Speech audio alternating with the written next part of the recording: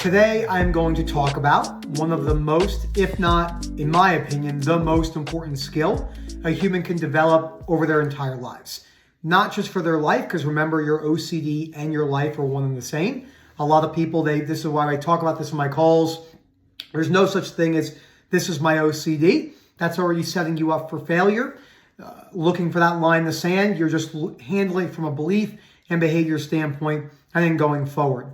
And I want to talk about why reliability and resilience is one of, if not, the most important things that benefits all sectors of your life, especially your OCD and anxiety recovery. Before I go any further, please subscribe, hit that like button, let me know what you think. I'm going to talk about different examples with myself.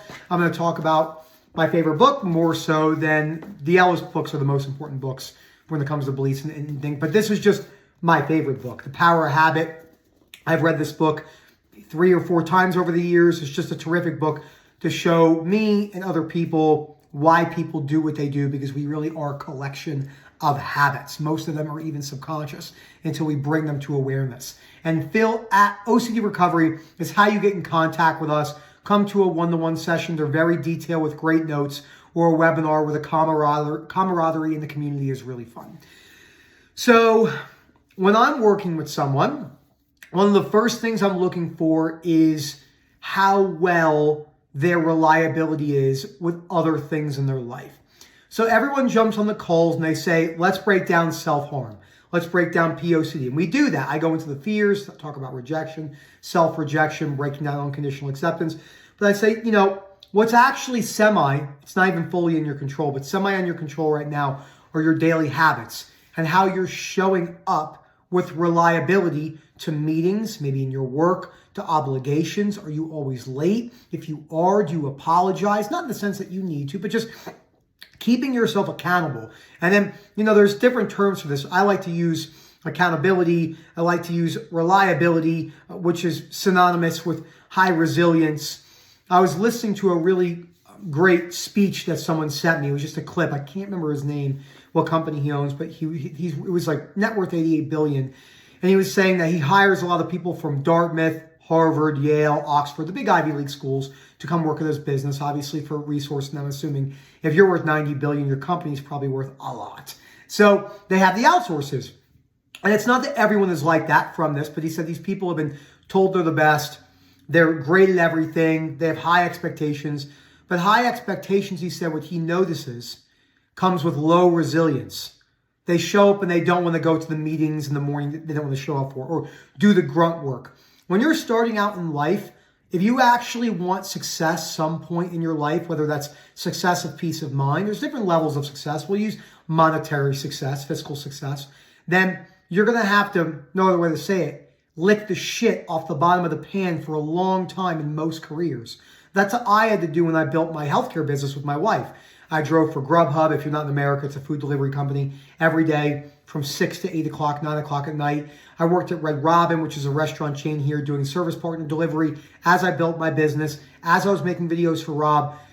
That's a personal choice. It doesn't mean I'm better than people, but that's what I had to do. And if I wanted to get myself to a place where I could just make my living off of my business, and then obviously all the coaching stuff I do now, but that wasn't even in the picture back in 2020 and 21. I just was focusing on doing those things and making some content because I started feeling pretty good in the back end of 2020 and 21 and early 21 from belief standpoint. But as I've worked on this over the last 5 years, I've almost known Rob for 5 years now, my reliability for other people has gotten incredibly good, which has one-to-one direct correlation in people saying, wow, Nick's very reliable. He's great at what he does. He cares. He takes notes. He does this. I would recommend him. So you have to start with the small stuff. So the reason why this book is so important is it talks about, obviously, why habits are important. That's why it's called The Power of Habit. And when you're working on your habits, you are changing your belief systems. So if you look at this in the sense of how that operates. So let's use some basic habits I always talk about. So we'll put maybe flossing, putting the toilet seat down, And all of these as standalone habits don't really matter, but when you add them up, putting your shoes away, okay? And then not texting and driving, which was one I really sucked at and still can slip up on, okay? So those funnel down, and when you're doing these particular ones, when you're practicing them day in, day out, make a mistake, forget, remind yourself, oh crap, go back and do it, you're increasing your personal reliability, okay? Now, there are different forms of being reliable. You could be reliable to yourself, reliable to your family and your coworkers. And then because you're working on your personal reliability, you're increasing your low frustration tolerance. That's kind of how it works.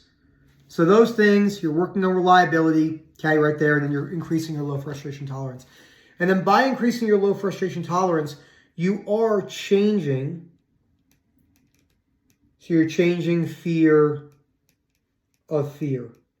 Can I handle this? Why it's not the worst thing on earth, et cetera, et cetera. So it's all correlated. And you see stuff like this all the time. People are products of their own self-destruction.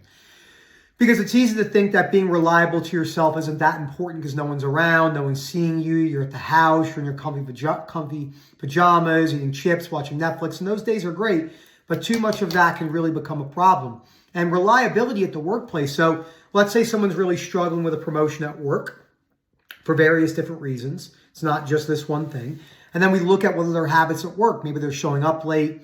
They're only doing the things that they're supposed to do. That's a very bad mindset.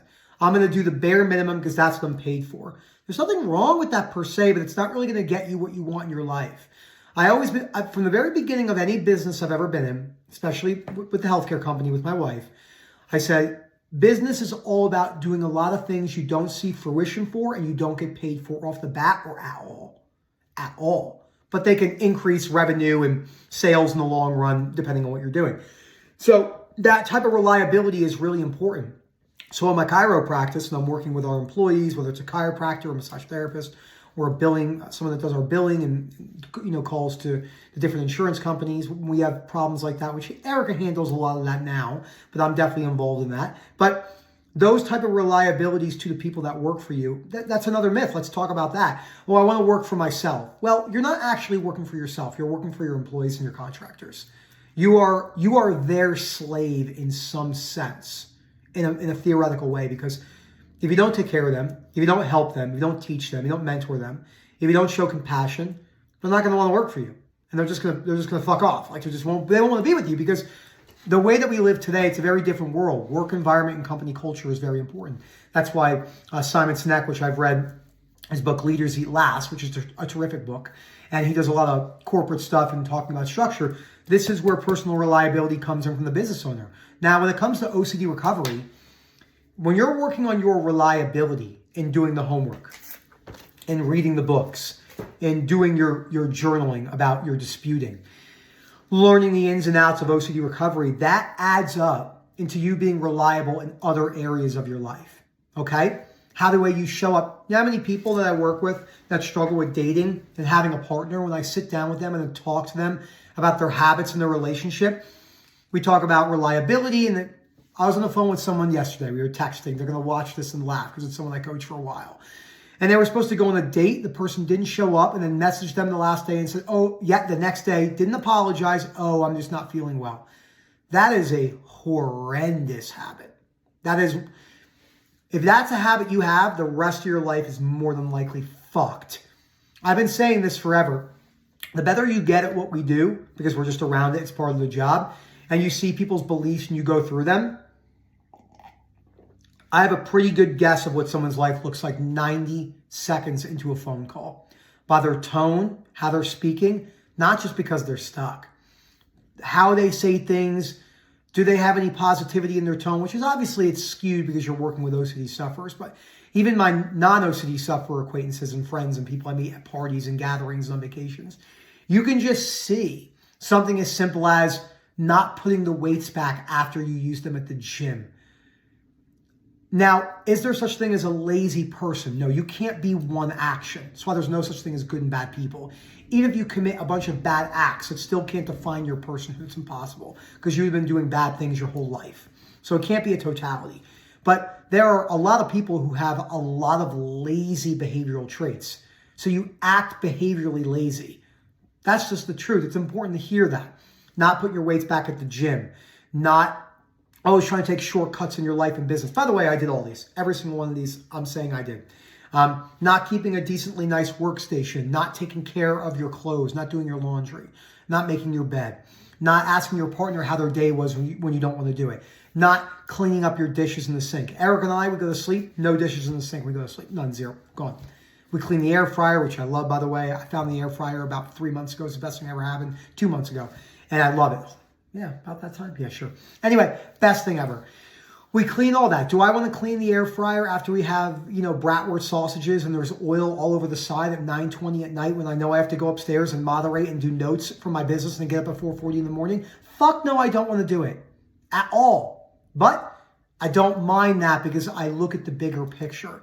There's a lot of things I don't particularly enjoy doing, but the outcomes of them benefit my life. They give me peace of mind. So start with the small things. Think about it. What are you not reliable with? Work on those things. And yes, reliability is also synonymous in ways with reputation, but you have to be careful. You're doing this for yourself. Other people are going to judge you another way. You could be the most reliable person with the best habits, but someone might go, Nick's neurotic, he's crazy, he's a klepto, and they're still judging you when your life is actually going in the right direction. So that's where unconditional self-acceptance comes in. There's a lot of stuff out there where people are like, reputation is the most important thing. Reputation is amazing, but people's reputations is out of your hand. This is the basis of Stoicism. Work on what you can control. Work on your personal reliability. Work on reliability with your coworkers, your family members. That's how you build low frustration tolerance to high frustration tolerance, and that's a small way to chip away at your life. You have a puzzle that you dumped upside down. It's 1,000 pieces, and one by one, you're putting that puzzle together. A little bit of reliability here, a little bit of a better habit here, a little bit changing my belief here, getting better at reading here, et cetera, and it adds up usually to a much better productive life with much more calm and peace. Thank you for watching. Remember, webinars and coaching services, Phil at OCDrecovery.com. Hope to hear from you soon. Enjoy the rest of your day.